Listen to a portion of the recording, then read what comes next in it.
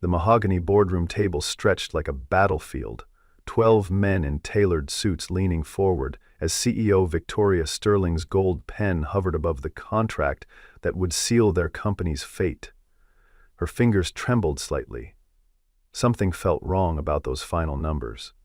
But with the board breathing down her neck and Goldstone Capital waiting on video call, there was no time left to hesitate. Marcus Webb, the CFO, with his too-perfect smile, gently pushed the document closer, while security cameras blinked red in every corner of the sealed room.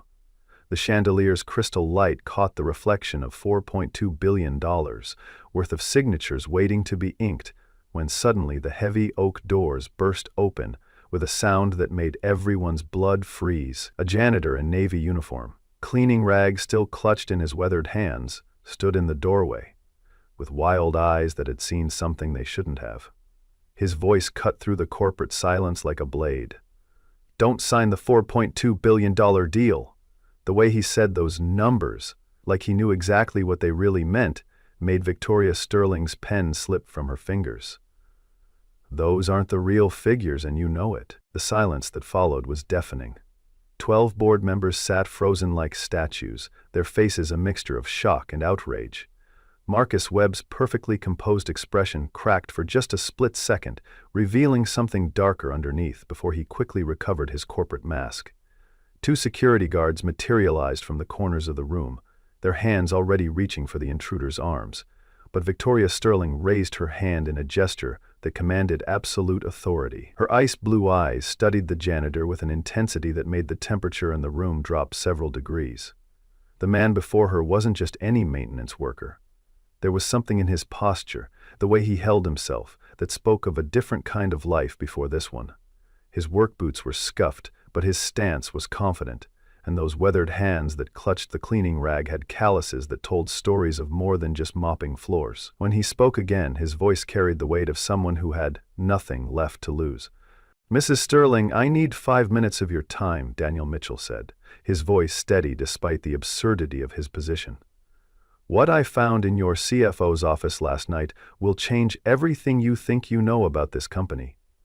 The board members erupted in indignant murmurs, but Victoria's gaze never left Daniel's face.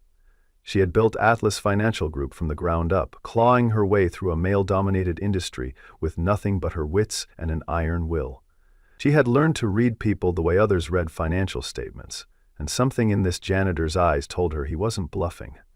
Marcus Webb leaned forward, his voice dripping with condescension as he addressed the security guards. "Remove this man immediately. He's clearly having some sort of breakdown." But Victoria Sterling stood up slowly, her decision already made. "Clear the room," she commanded, her voice cutting through the chaos like a sword through silk. Everyone except Mr. Mitchell. The exodus was swift, but reluctant. Board members shuffled out, with confused glances over their shoulders, while Marcus Webb lingered near the door like a predator, reluctant to leave his prey. "Victoria, this is highly irregular," he protested, but she silenced him with a look that could freeze mercury. "My office, now," she told Daniel, then turned to Webb with a smile that didn't reach her eyes. "Marcus, why don't you take an early lunch? We'll resume this meeting when I'm ready." The CFO's jaw tightened almost imperceptibly before he nodded and followed the others out. As the boardroom emptied, Victoria found herself alone with a janitor who claimed to know secrets that could destroy everything she had built. She studied his face again, noting the lines around his eyes that spoke of sleepless nights and the way his shoulders carried invisible weight. There was something familiar about him, something that nagged at the edges of her memory like a half-remembered dream. Daniel followed Victoria Sterling through corridors lined with portraits of the company's founding fathers, their stern faces watching from gilded frames as if judging the strange procession below. Her corner office was a study in controlled elegance, floor-to-ceiling windows overlooking the city, leather-bound books that had actually been read, and a desk that had seen more late nights than most people saw in a lifetime. She gestured for him to sit in one of the chairs facing her desk, but he remained standing, his hands still gripping that cleaning rag like a lifeline. "Start talking," she said simply, settling into her chair with the grace of someone accustomed to command. Daniel reached into his pocket and pulled out a crumpled piece of paper, a photocopy of a spreadsheet that looked innocent enough at first glance. "I've been cleaning offices for 3 years now," he began, his voice quiet but steady.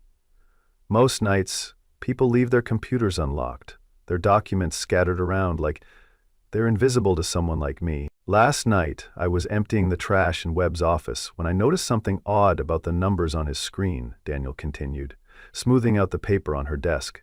"These revenue projections for the Goldstone merger, they've been manipulated." Victoria leaned forward, her business instincts sharpening like a blade. The spreadsheet showed quarterly earnings that seemed impressive at first glance, but as Daniel pointed to specific cells, she began to see the discrepancies. "Here, and here," he said, his finger tracing across the paper. "The original figures are about 30% lower than what's being presented to the board. Someone's been cooking the books to make Atlas look more profitable than it actually is." Victoria's blood ran cold as she studied the numbers more carefully. She had built her reputation on integrity and transparency, values that had cost her dearly in a world where cutting corners was often rewarded. If what this janitor was telling her was true, then she had been betrayed by someone she trusted completely. "How do I know you didn't fabricate this?" Victoria asked, though her voice lacked conviction. Something in her gut told her that Daniel was telling the truth, but she had to be certain. Daniel reached into his other pocket and pulled out a small digital camera, the kind that security personnel use for evidence collection. "I took photos of the original documents before Webb returned to his office," he said, handing her the camera. "The metadata will show the timestamps, everything's there, the real financial data, the correspondence with offshore accounts, even the instructions for how to present the false numbers to the board." Victoria scrolled through the images, her face growing paler with each photo. The evidence was damning and irrefutable. Marcus Webb, her trusted CFO and longtime colleague, had been systematically defrauding the company for months, possibly years. The Goldstone merger wasn't a rescue package. It was a cover for the largest corporate theft she had ever seen. "Why are you showing me this?" Victoria asked, looking up from the camera to meet Daniel's eyes. "You could have taken this to the SEC, the FBI, the media. Why come to me?" Daniel was quiet for a long moment, his gaze drifting to the window where the city sprawled out below them like a concrete ocean. "Because 3 years ago, I was sitting where you are now," he said finally. "I was a senior financial analyst at Morrison & Associates, and I discovered that my boss was running a Ponzi scheme that would have wiped out the retirement funds of thousands of people." Victoria's breath caught in her throat as recognition dawned. She had heard whispers about the Morrison scandal, about an analyst who had tried to blow the whistle but had been discredited and blacklisted from the industry. "You're Daniel Mitchell," she said, the pieces clicking into place. "The Morrison whistleblower." Daniel nodded, his expression grim. The one who chose silence over courage when it mattered most. The weight of his confession hung in the air between them like a toxic cloud. Victoria had read about the Morrison case in the financial journals, how a promising analyst had been offered a substantial bribe to keep quiet about irregularities he had discovered, how he had taken the money to pay for his wife's cancer treatments, and how the scheme had eventually collapsed anyway, taking with it the life savings of elderly investors who had trusted the wrong people. "My wife Sarah was dying," Daniel continued, his voice barely above a whisper. "The experimental treatments weren't covered by insurance, and we were drowning in medical debt. When Morrison offered me $200,000 to forget what I had seen, I told myself it was just this once, just to save her life." Victoria found herself leaning forward, drawn into his story despite herself. "But she died anyway, 6 months later, and I was left with the knowledge that I had sold my soul for nothing. The money couldn't save her, but it could have saved all those other families if I had just found the courage to speak up." "After the Morrison collapse, I was blacklisted from every financial firm on the East Coast," Daniel said, his hands clenching and unclenching around the cleaning rag. "No one would hire the analyst who had taken blood money to stay quiet about fraud. I lost my house, my car, everything except my daughter Sophie." His voice softened when he mentioned her name, and Victoria saw the first glimpse of tenderness in his hardened features. "Sophie was only 9 when Sarah died, and suddenly I was a single father with no job prospects and a reputation that preceded me wherever I went. The only work I could find was night shift, cleaning, invisible labor for an invisible man. Victoria felt an unexpected stab of empathy. She had sacrificed relationships and personal happiness to build her empire, but she had never lost everything and had to start over from nothing. "Why didn't you use a false identity, try to rebuild your career somewhere else?" she asked. Daniel shook his head slowly. "Because I wanted Sophie to grow up seeing that actions have consequences, that integrity isn't something you can fake or buy back," he said. "Every night when I come home from cleaning offices, I look her in the eye and I know that I'm trying to become the man she deserves as a father." He straightened up, meeting Victoria's gaze with newfound determination. "When I saw those numbers last night, I realized this was my chance to do the right thing. Finally. I won't let another Morrison happen on my watch, even if I'm just the janitor who's supposed to be invisible." Victoria studied his face, seeing past the work uniform and weathered features to the man underneath.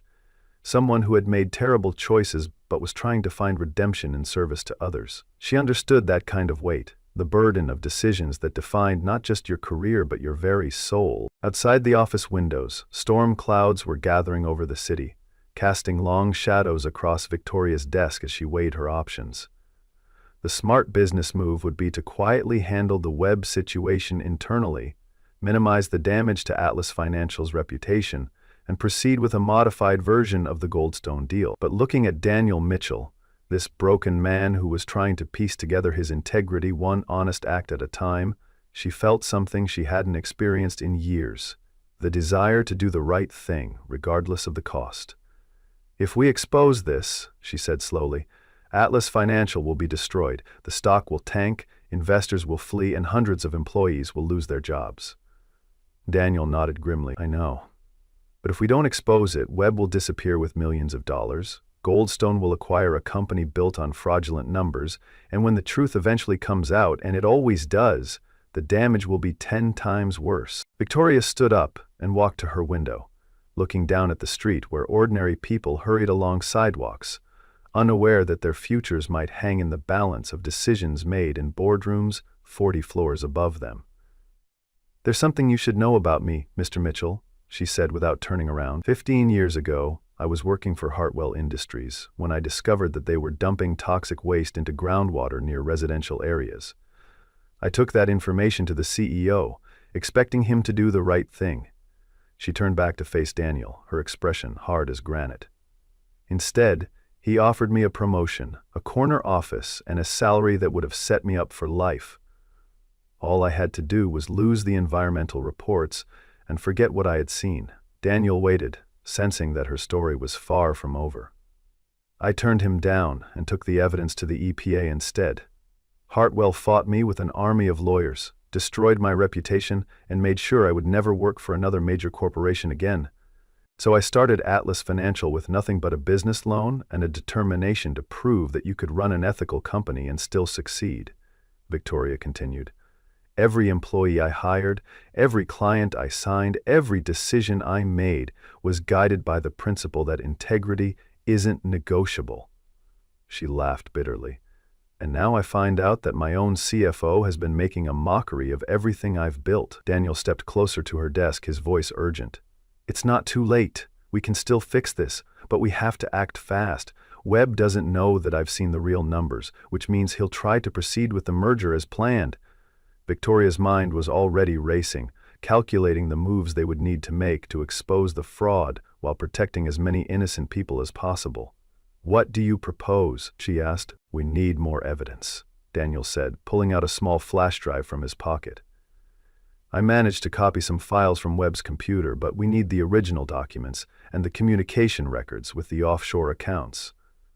Victoria took the flash drive, turning it over in her hands like a talisman. "Getting access to Webb-secured files will require administrative credentials that only a few people in the company possess," she mused. "And if we're caught, he'll know we're onto him and he'll disappear with whatever money he's already moved." Daniel leaned forward, his eyes intense. "Then we don't get caught. I've been cleaning these offices for 3 years.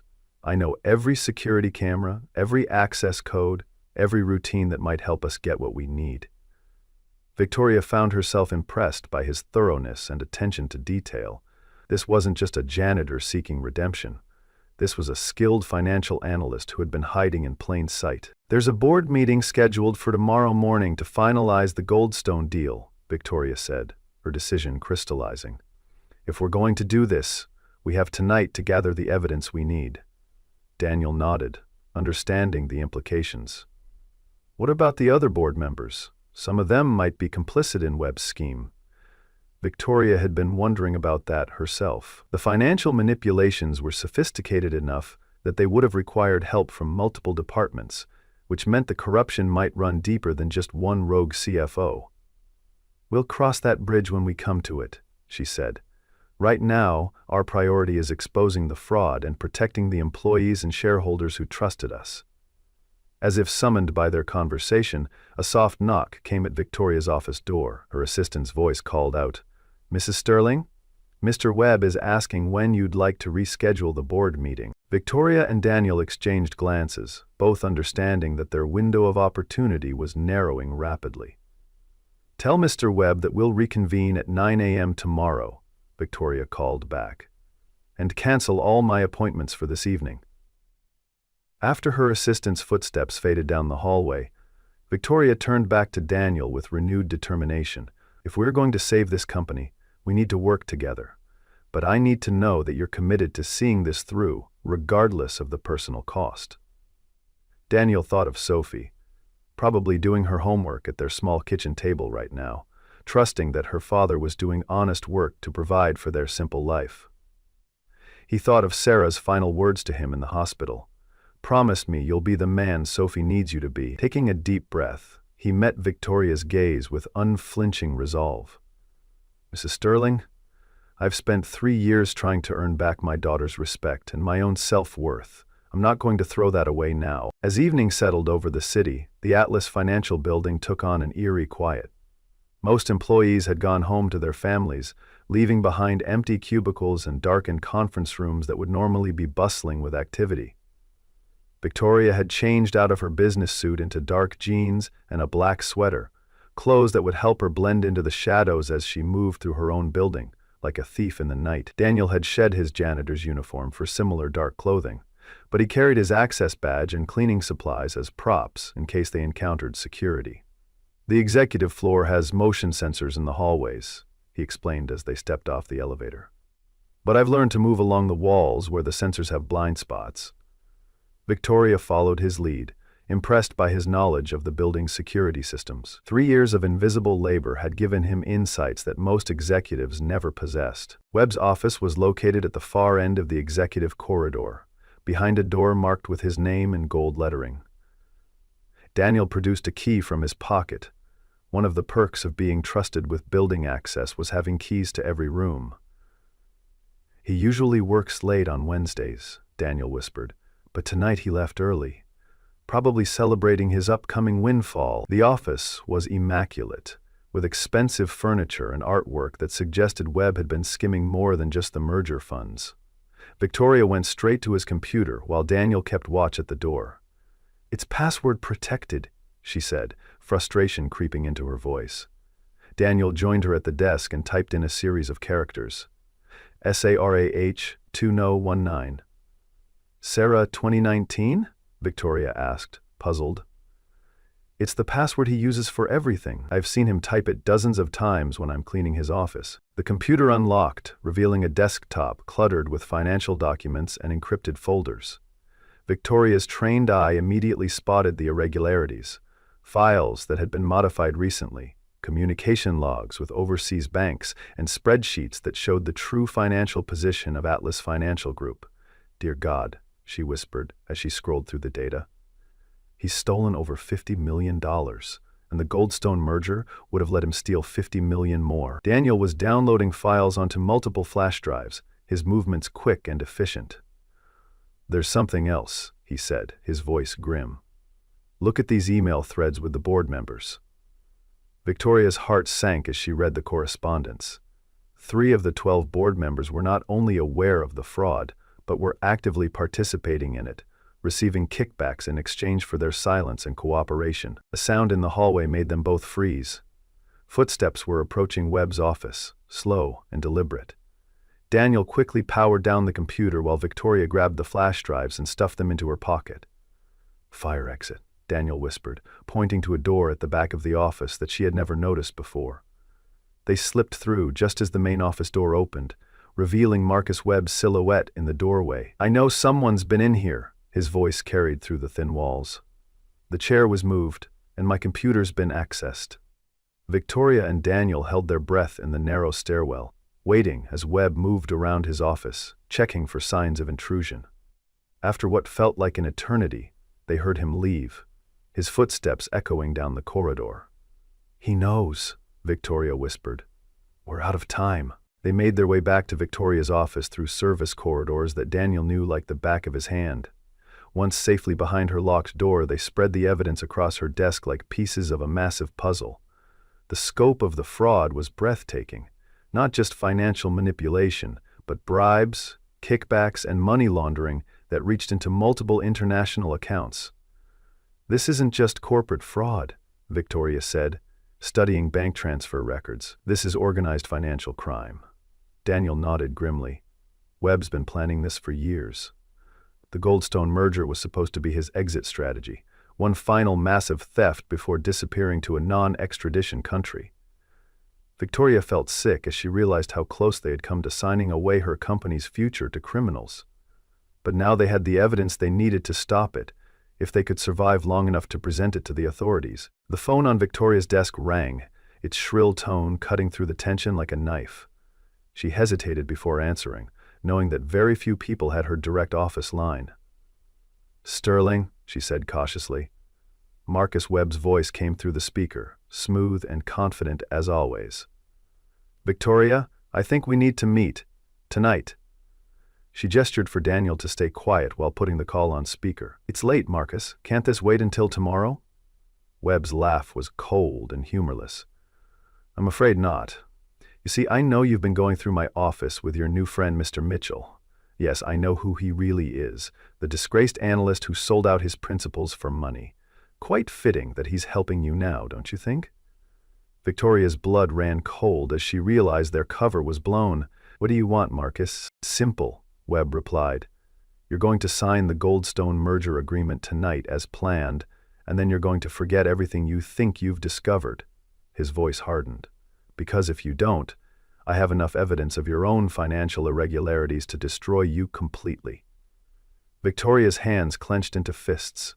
"What irregularities? I've run this company with complete transparency." Webb's laughter was genuinely amused now. "Oh, Victoria, do you really think I've been stealing from Atlas without covering my tracks? Every fraudulent transaction bears your digital signature. Every offshore account has been traced back to your personal credentials. If this scandal breaks, you won't just lose your company. You'll spend the next 20 years in federal prison." Daniel watched Victoria's face go pale as the implication sank in. Webb had been setting her up from the beginning, making her the fall guy for his crimes. "You have 1 hour to decide," Webb continued. "Meet me in the boardroom at midnight and sign the papers, or watch your empire burn to the ground." The line went dead, leaving Victoria and Daniel staring at each other in stunned silence. "He's been planning this for years," Victoria said slowly. "Every transaction, every decision, every signature. He's been building a case against me while protecting himself." Daniel felt rage building in his chest, the same fury he had experienced when he realized that his silence at Morrison and Associates had cost innocent people their life savings. "We can't let him win," he said. "There has to be a way to prove your innocence." Victoria was already moving, pulling files from her desk and cross-referencing them with the evidence they had gathered. "Maybe there is," she said, hope creeping back into her voice. "Webb made one mistake. He's too arrogant to believe that anyone would be smart enough to catch him." Then came the day Webb finally understood that Webb was not going to catch. As they worked frantically to build their countercase, Daniel found himself thinking about Sophie again. If this went wrong, if Webb succeeded in framing Victoria and destroying Atlas Financial, the scandal would follow Daniel for the rest of his life. Sophie would grow up knowing that her father had been involved in one of the biggest corporate frauds in history, regardless of his intentions. But if they did nothing, Webb would escape with hundreds of millions of dollars while thousands of innocent people suffered the consequences. "I need to make a phone call," Daniel said suddenly. Victoria looked up from the documents, confused. "To who?" Daniel pulled out his cell phone, scrolling through contacts until he found the number he was looking for. "Someone who can help us level the playing field." The phone rang twice before a familiar voice answered. "Agent Sarah Chen, Financial Crimes Division." Daniel's ex-wife's sister had joined the FBI after graduating from law school, specializing in white-collar crime investigations. "Sarah, it's Daniel Mitchell," he said, his voice steady despite the circumstances. "I need your help." There was a long pause before Sarah responded. "Daniel? I thought you were working as a janitor somewhere. Why are you calling me at midnight?" Daniel looked at Victoria, who nodded encouragingly. "Because I've stumbled onto the biggest corporate fraud case you've ever seen, and I need the FBI to know about it before the evidence disappears." Sarah's tone immediately became professional. "What kind of fraud are we talking about?" Daniel quickly summarized the situation, explaining Webb's scheme, the forged documents, and the threat to frame Victoria. "How fast can you get a team here?" he asked. "Give me 40 minutes, Sarah said. "Don't do anything until we arrive. If Webb is as dangerous as you're describing, he might resort to violence to protect his operation." Daniel ended the call and turned to Victoria. "Help is coming, but we need to stall Webb until the FBI gets here." Victoria checked her watch. They had 20 minutes before Webb's midnight deadline. "We'll go to the meeting," she decided, "but we'll be wearing wire transmitters so the FBI can record everything he says." Daniel felt a chill run down his spine. "That's incredibly risky. If he discovers we're recording him." Victoria's smile was grim but determined. "Then we better make sure he doesn't find out." As they prepared for what might be the most dangerous meeting of their lives, both of them understood that they were about to cross a line from which there would be no return. The boardroom felt different at midnight. Darker, more ominous, with shadows creeping across the mahogany table like fingers of fate. Webb was already there when they arrived, sitting at the head of the table with the merger documents spread before him like tarot cards predicting doom. He had changed into a dark suit that made him look more like an undertaker than a CFO, and his smile was sharp enough to cut glass. "Right on time," he said, gesturing for them to sit. "I do appreciate punctuality, especially when it comes to matters of such importance." Victoria remained standing, her posture radiating defiance despite the wire transmitter taped beneath her shirt.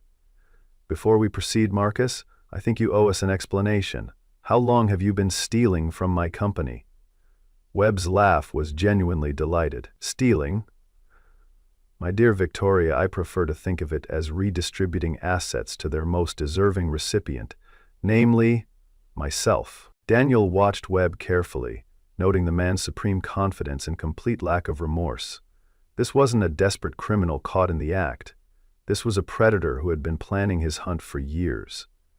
"The Morrison scandal gave me the idea, actually," Webb continued, nodding toward Daniel. "When I read about Mr. Mitchell's little ethical lapse, I realized that the best way to steal from a company wasn't to hide your tracks. It was to make someone else responsible for them." Victoria's hands clenched into fists as the full scope of his betrayal became clear. "You've been setting me up from the day you were hired," Webb inclined his head in mock appreciation. 3 years of careful preparation, Victoria. Every transaction I've made, every dollar I've moved, every decision I've influenced, all of it bears your digital fingerprints." He gestured to a laptop on the table, its screen showing bank transfer records that would destroy Victoria's reputation forever. "The beauty of modern financial systems," Webb explained, "is that they're entirely dependent on digital authentication, and when you have administrative access to those systems, you can make anyone appear to be responsible for anything." Daniel felt sick as he realized the sophistication of the setup. Webb hadn't just been stealing money. He had been carefully constructing a narrative that would make Victoria the villain while casting himself as either an innocent victim or, at worst, a reluctant accomplice. "So, here's how this works," Webb said, sliding the merger documents across the table. "You sign these papers, the Goldstone deal goes through, and I disappear with my retirement fund. In return, All evidence of your supposed crimes disappears with me. Victoria stared at the documents as if they were poisonous snakes. And if I refuse? Webb's smile turned predatory.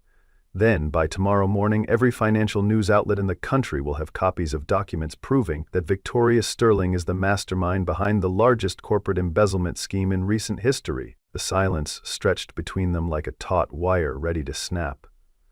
Daniel could feel the weight of the recording device in his pocket, knowing that every word Webb spoke was being transmitted to FBI agents positioned throughout the building.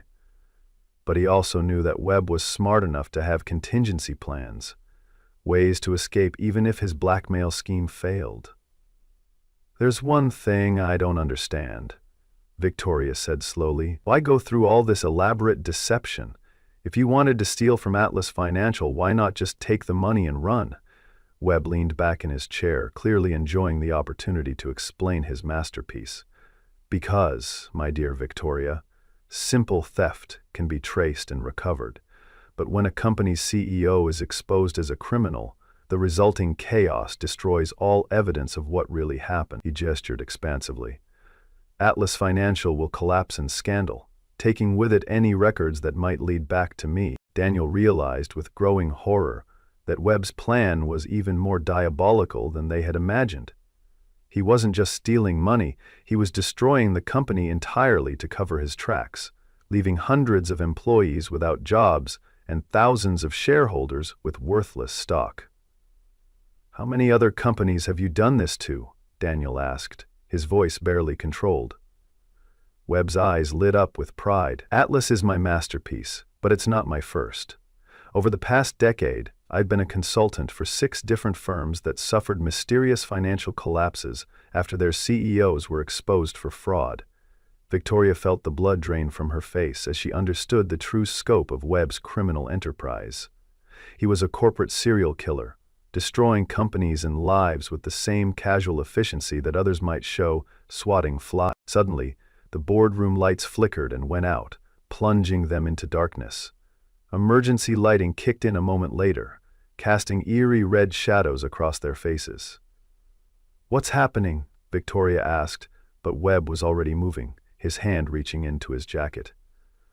"I'm afraid our conversation has been cut short," he said, producing a small pistol that gleamed dully in the emergency lighting. "It seems your FBI friends arrived earlier than expected." Daniel's heart pounded as he realized their wire transmissions had been detected. Webb had been one step ahead of them all along, preparing for the possibility that they might try to record their meeting. "You really thought you could outsmart me?" Webb asked, his voice filled with genuine amusement. "I've been planning this for years, anticipating every possible complication." The sound of footsteps echoed from the hallway outside, and Webb's expression hardened. "Unfortunately, I can't let either of you live to testify against me," he said, raising the pistol. "But don't worry, your deaths will be attributed to a murder-suicide pact between 2 desperate criminals who couldn't face the consequences of their crimes." Daniel stepped protectively in front of Victoria, his mind racing for options. They were trapped in a boardroom with a killer, with no way out except through Webb himself. "You're making a mistake, Marcus," Victoria said, her voice steady despite the gun pointed at her.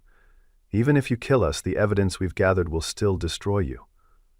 Webb shook his head sadly. "Evidence that was obtained through illegal means, by a disgraced analyst and a desperate CEO? I don't think any prosecutor would touch it." His finger tightened on the trigger as the footsteps in the hallway grew closer. But Daniel had spent 3 years learning every inch of the Atlas Financial building, including details that most people never noticed.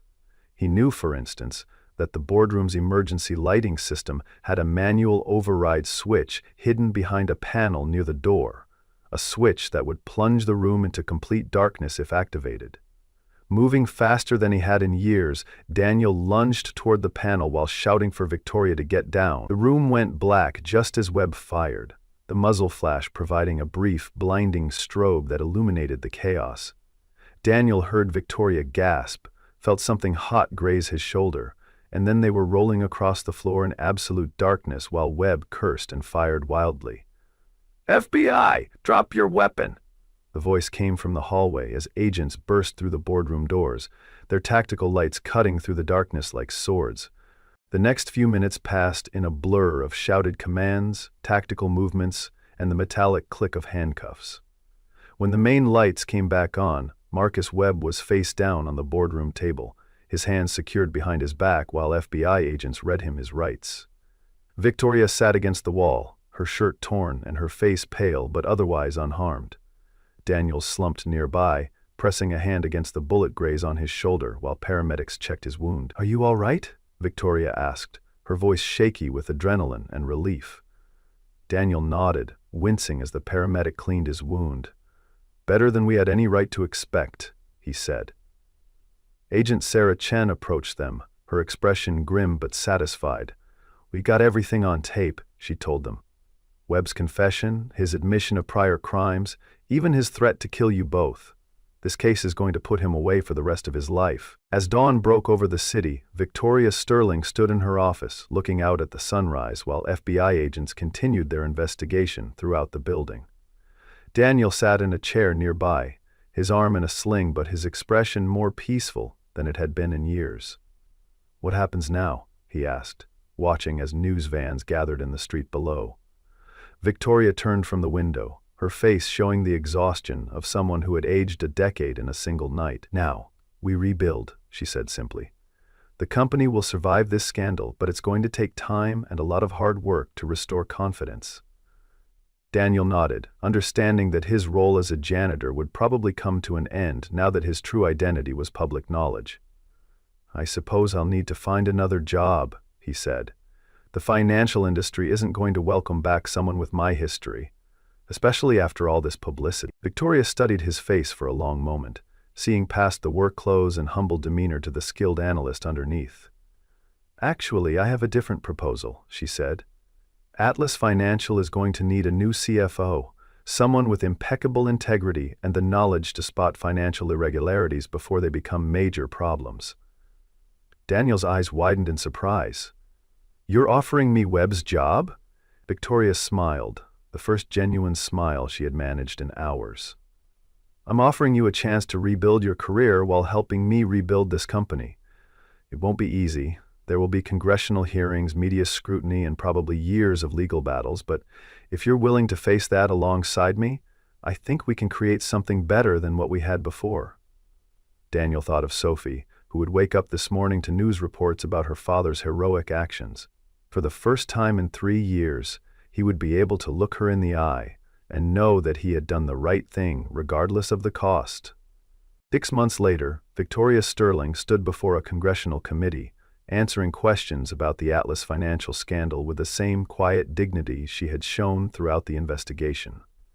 The company had survived the crisis, emerging stronger and more transparent than before. Daniel Mitchell, now serving as Chief Financial Officer, had implemented new oversight procedures that made Atlas a model for corporate accountability. The media had dubbed him the janitor who saved Wall Street, a title that made him uncomfortable, but which Sophie wore like a badge of honor when her classmates asked about her father's work. Marcus Webb had been sentenced to 30 years in federal prison, along with the 3 board members who had participated in his scheme. The money he had stolen was gradually being recovered and returned to shareholders and employees who had been affected by his crimes. On a quiet Sunday morning, Daniel and Sophie sat in Victoria's kitchen, sharing pancakes and coffee, while Victoria's own daughter Emma played in the backyard. The 2 single parents had developed an unexpected friendship, forged in crisis, finding in each other the understanding that comes from facing impossible choices and emerging with their integrity intact. "Dad, Mrs. Sterling wants to know if you're going to marry her," Sophie announced with the casual directness that only 12-year-olds could manage. Daniel nearly choked on his coffee, while Victoria laughed so hard she had to wipe tears from her eyes.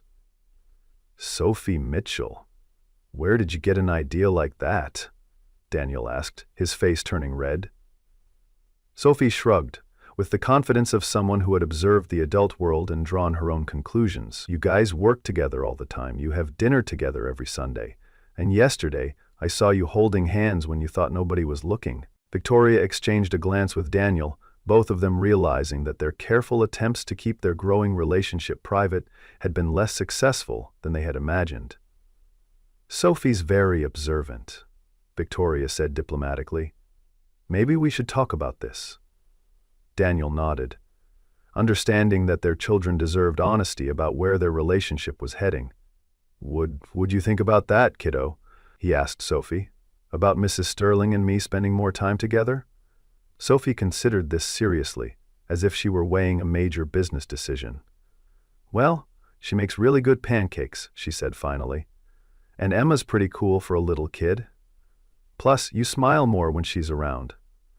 Victoria felt her heart melt at the simple wisdom of a child who had learned too early about loss and change. "And what about you, Emma?" she called to her daughter, who had been eavesdropping from the doorway. "What do you think about Mr. Mitchell?" Emma, now 8 years old and possessed of her mother's sharp intelligence, stepped into the kitchen with a serious expression. "I think he's nice," she said carefully. "And he fixed my bicycle when it was broken, and he reads really good bedtime stories." She paused, then added with devastating honesty, "And Mommy is less sad when he's here." Victoria felt tears prick her eyes as she realized how much her daughter had noticed about her loneliness, how carefully Emma had been watching for signs that her mother might find happiness again. Daniel reached across the table and took Victoria's hand, no longer caring who might see the gesture. "I think," he said slowly, "that we're all ready to stop being afraid of caring about people again." Sophie grinned triumphantly, as if she had personally orchestrated the entire romance. "Does this mean we're going to be a family?" she asked. The question hung in the air like a promise, fragile and precious and full of possibility. Victoria looked around the kitchen table at these three people who had somehow become the center of her world. Daniel with his quiet strength and hard-won wisdom, Sophie with her bright intelligence and generous heart, and Emma with her shy smile and infinite capacity for love. 6 months ago, she had been a lonely executive married only to her work, convinced that success required isolation and that vulnerability was a weakness to be avoided at all costs. The Atlas financial scandal had nearly destroyed everything she had built, but it had also brought her something infinitely more valuable than corporate success. "Yes," she said simply, her voice thick with emotion. "I think that's exactly what it means." Daniel squeezed her hand, understanding that they were making a promise, not just to each other, but to their children, who had already suffered too much loss in their young lives. As autumn painted the trees outside Victoria's house in shades of gold and crimson, the blended family found their rhythm. Daniel's morning routine now included dropping both girls at school before heading to the Atlas financial offices, where he and Victoria worked side by side to rebuild the company's reputation and implement new standards of corporate accountability. Sophie had taken Emma under her wing with the protective instincts of an older sister, helping her with homework and teaching her the art of persuading adults to extend bedtime by 15 minutes. Emma, in turn, had introduced Sophie to the world of art and creativity that Victoria had fostered, showing her how to see beauty in unexpected places. The house that had once felt too large and too quiet for just Victoria and Emma now rang with laughter and conversation, filled with the comfortable chaos of a family learning to be whole again. On a particularly crisp October evening, Daniel found Victoria sitting in her study, surrounded by financial reports and legal documents related to the ongoing Atlas financial recovery. She looked tired but determined, her hair pulled back in a ponytail that made her look younger and more approachable than the corporate executive she played during business hours. "The forensic accountants found another $2 million in hidden assets," she said, without looking up from her papers. "Webb was even more thorough than we thought." Daniel settled into the chair across from her desk, noting the way the lamplight caught the gold flecks in her green eyes. "Any word on when the congressional investigation will wrap up?" Victoria sighed, setting down her pen and rubbing her temples. "Senator Williams thinks another 3 months, maybe 4. They want to use our case as a model for new corporate oversight legislation." Daniel understood the mixed blessing of their newfound fame.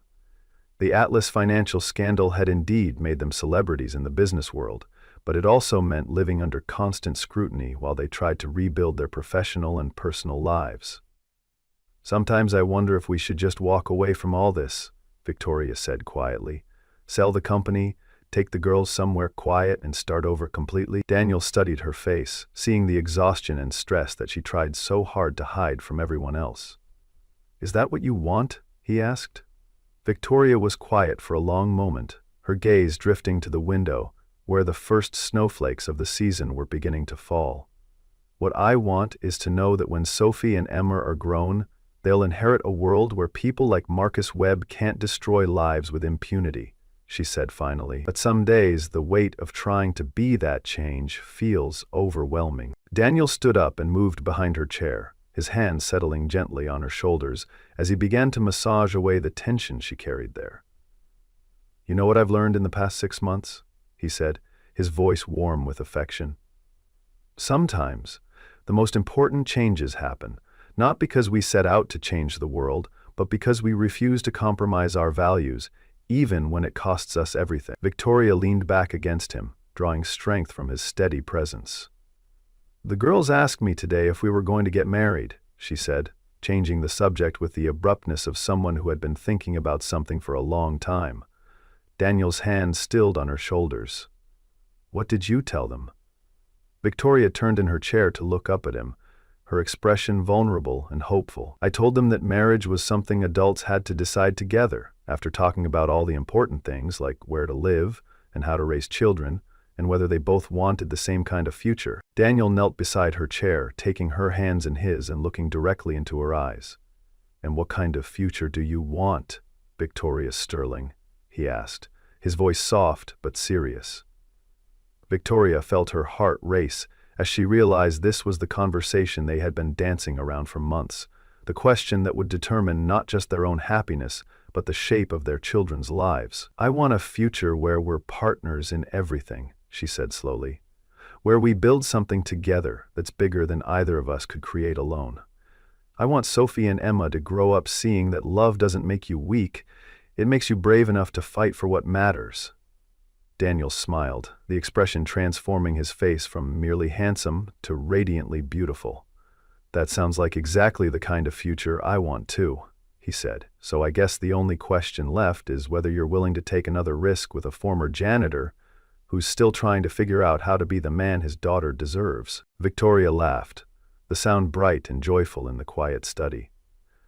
Daniel Mitchell, you are already exactly the man your daughter deserves, and exactly the man I want to spend my life with, she said, leaning forward to kiss him softly.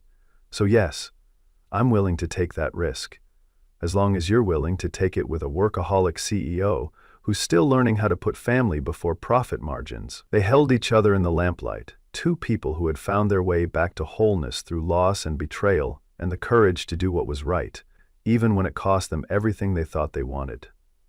Outside the window, snow continued to fall, covering the world in a blanket of pristine white that promised new beginnings and fresh starts. Somewhere in the house, their daughters were probably whispering secrets and planning adventures, secure in the knowledge that the adults in their lives had finally figured out how to build something lasting and true. On a bright morning in early spring, Victoria Sterling and Daniel Mitchell stood before a small gathering of family and friends in the garden behind Victoria's house, exchanging vows that reflected not just their love for each other, but their commitment to the family they had created together. Sophie served as maid of honor, beaming with pride as she held her father's wedding ring, while Emma scattered rose petals with the serious concentration of someone entrusted with an important mission. The ceremony was simple and elegant, focused on the promises they were making, rather than the spectacle of the event itself. When the minister pronounced them husband and wife, the cheers and applause came not just from their guests, but from Atlas Financial employees who had gathered outside the garden fence, grateful to the couple who had saved their jobs and restored their faith in corporate leadership. As the reception wound down and guests began to drift away, Daniel found himself standing beside the old oak tree in Victoria's backyard, watching Sophie and Emma chase fireflies in the gathering dusk. Victoria joined him, her wedding dress traded for comfortable jeans and a sweater, her hair loose around her shoulders. "No regrets?" she asked, slipping her hand into his. Daniel squeezed her fingers gently, marveling at how natural it felt to wear a wedding ring again after so many years of thinking he would never remarry. Only that it took us so long to get here, he said. And that Sarah never got to meet you. She would have liked you. Victoria nodded, understanding that some loves don't replace others, but rather expand the heart's capacity for joy. I wish I could have known her, she said simply. Anyone who raised Sophie with such wisdom and kindness must have been an extraordinary woman. They stood in comfortable silence, watching their daughters play in the garden, where they would grow up together, where they would learn that families come in many forms and that love multiplied rather than divided when shared with others. What do you think happens next? Victoria asked, her voice soft with contentment. Daniel considered the question seriously, thinking about the challenges that still lay ahead, the ongoing congressional hearings, the work of rebuilding Atlas Financial, the daily task of blending two families into one. I think, he said finally, that we keep doing what we've been doing. We show up for each other. We tell the truth even when it's difficult. And we teach our daughters that integrity isn't something you can compromise without losing a piece of your soul. Victoria smiled, thinking about the long journey that had brought them from that midnight confrontation in the boardroom to this peaceful moment in their garden.